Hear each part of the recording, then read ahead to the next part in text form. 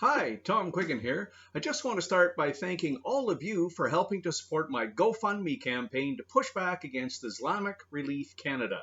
This charity is targeting myself and 5 others as we sent a letter to the RCMP requesting them to investigate to see if Canadian taxpayers' dollars were being sent down a path where the money was ultimately winding up in the hands of terrorists. All of us are thankful for your support, and we could not be doing this without you. We want you to know that all of us are doing this for all of you. Canada is at a crossroads right now because of the degree of entryism into our political system. I've personally witnessed this kind of trouble in other countries overseas, places such as Bosnia and Croatia. And it's frustrating to see how the political change in Canada is taking place along the same sort of lines we saw it taking place overseas. I can tell you that the direction we're taking is not good, and if this is not changed, it will not end well. It's shocking to see the structural changes and the nefarious entities that are now operating in Canada with virtual impunity. Now, my time in the military was spent defending Canada and defending Canadian values and also doing search and rescue. I guess now that I've moved into the private sector, I'm still trying to do the same thing. Difficult to teach an old dog new tricks. But once again, I'd like to reiterate that we could not be doing this without your support. Now, I'd like to give you a bit of an update as to what is actually going on with the case. To let you know, the depositions were carried out in May and June. A deposition is a part of the normal legal process, and they're used to gather information in what's called the discovery process.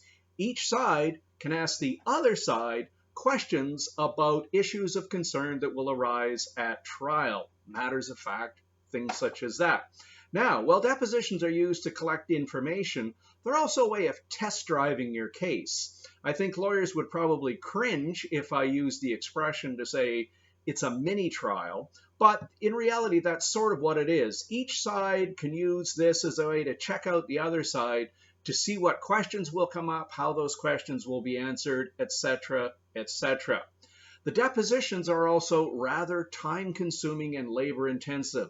Each person named in the lawsuit can be questioned for up to 7.5 hours.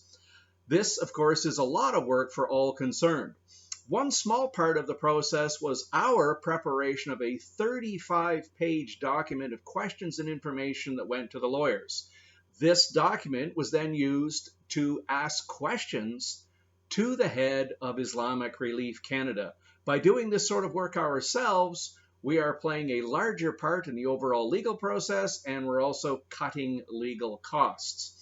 Just a bit of a side note here, but depositions are usually done in person. You go to a room, it's usually in Toronto, which is where the lawsuit is. You sit in a room with lawyers, a court recorder, a recording machine, and all that sort of stuff. Due to the lockdowns caused by the pandemic, however, the depositions are now done through video conferencing. This worked to our advantage in a certain way because it cut down on costs as we didn't have to travel to Toronto, stay overnight, etc., etc., etc. The next steps are a bit unclear. A couple of interesting things happening. The first is that the courts have been backed up because of the pandemic, and the timings are now questionable for every legal case in the province of Ontario, and that's the same pretty much right across Canada and North America as well.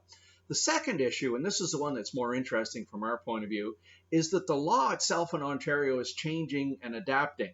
There is something out there called anti-SLAPP legislation, and we may be able to take advantage of this. This allows defendants, such as ourselves, to appeal directly to the court and point out that this case is purely one of harassment, and it's designed to silence opposition and silence discussion rather than to address an actual issue of a libel. The anti-SLAPP legislation was written with exactly our sort of case in mind, and the Supreme Court decisions that have been coming out of it are interesting and probably work in our favor. So, once again, I'd like to thank each and every one of you for the support, for the love you've been showing, and for helping us to fund our initiative against those who, in my opinion, do not have the best interest of Canada at heart. There's going to be a lot more to come on this because we have turned up a whole bunch more information on Islamic Relief Canada due to our ongoing research caused by this lawsuit. So Once again, and just in closing, thanks very much for all the support you've given to our GoFundMe campaign.